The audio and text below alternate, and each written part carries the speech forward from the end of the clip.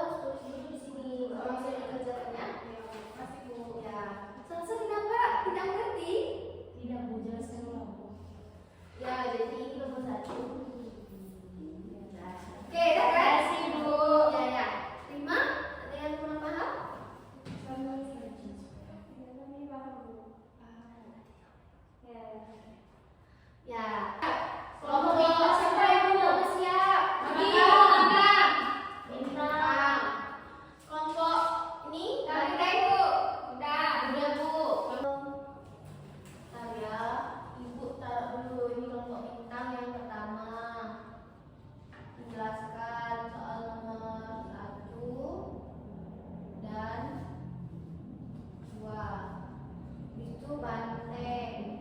Bantengnya gimana ya? Pokoknya banteng lah. Soal nomor 1 dan 2 juga. Oke. Habis itu yang ketiga padi.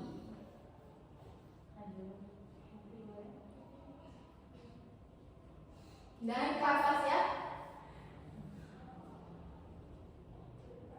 Pagi dan kapan? Habis itu orang jelasin nomor 1 dan 2 juga. Oke. Nah, maju terus Bu. Ya, kami minta kelompok kita pertama ya. Coba diskusikan dan presentasikan hasil analisis kerja kelompok. Assalamualaikum warahmatullahi wabarakatuh. Waalaikumsalam warahmatullahi wabarakatuh. Jadi di sini kami dari kelompok bintang akan mempresentasikan mengenai sebab terjadinya pelanggaran norma dan penerapan norma di lingkungan sekolah. Nah, yang pertama itu sebutkan dan jelaskan 3 sebab terjadinya pelanggaran norma yang sering terjadi di lingkungan sekolah. Jawabannya, 3 sebab terjadinya pelanggaran norma di sekolah, diantaranya yang pertama, tidak memiliki kemampuan untuk mengendalikan diri serta membuang sampah sembarangan atau berbicara kasar saat emosi. Kedua, sudah terbiasa melakukan pelanggaran seperti siswa yang datang terlambat berulang kali dan juga menganggap sanksi sebagai hal yang biasa. Nah, yang ketiganya, rendahnya tingkat kesadaran terhadap norma di mana siswa merasa tidak takut dengan sanksi sehingga sengaja melanggar aturan seperti mencoret-coret meja atau membuang sampah di laci.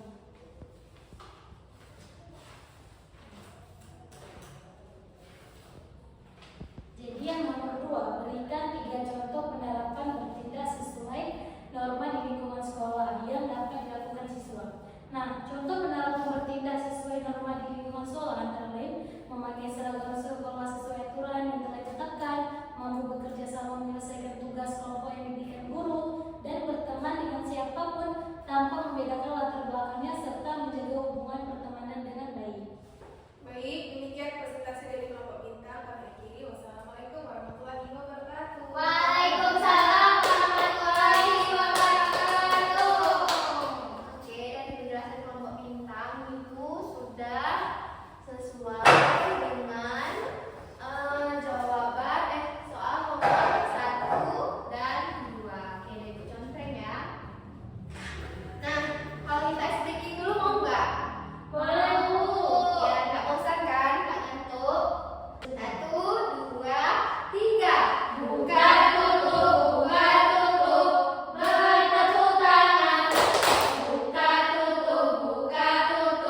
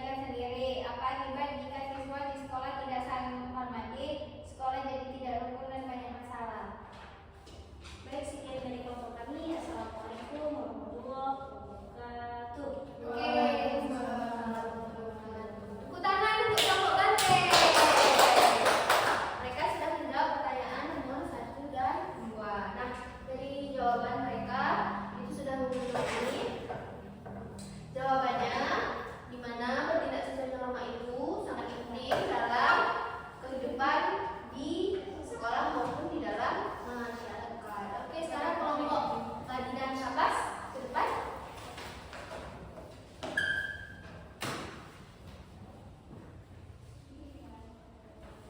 Assalamualaikum warahmatullahi wabarakatuh. Waalaikumsalam warahmatullahi wabarakatuh. Kami dari kelompok Padi dan Kapas akan mempresentasikan hasil presentasi kami. Yang pertama, jelaskan sebab terjadinya pelanggaran norma yang sering terjadi di lingkungan masyarakat. Jawabannya, sebab terjadinya pelanggaran norma di lingkungan masyarakat antara lain menurutnya rasa persatuan dan kesatuan di mana masyarakat memisahkan diri dan tidak mau mengenal orang yang memiliki perbedaan latar belakang. Sudah terbiasa melakukan pelanggaran sehingga menganggap sanksi bukan hal yang membuat jerah, dan adanya tekanan lingkungan sekitar yang memaksa seseorang melakukan pelanggaran norma karena desakan atau tuntunan kehidupan.